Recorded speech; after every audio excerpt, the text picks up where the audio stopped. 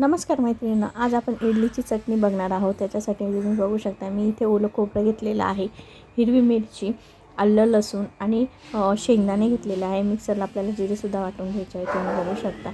आणि थोडीशी कोथिंबीर ॲड करायची आहे। हे सर्व आपल्याला व्यवस्थित मिक्सरला काढून घ्यायचं आहे, तुम्ही बघू शकता। थोडंसं जाड राहिलं तर त्याच्यामध्ये थोडं पाणी ॲड करून तुम्ही मिक्सरला काढून घ्यायचं आहे।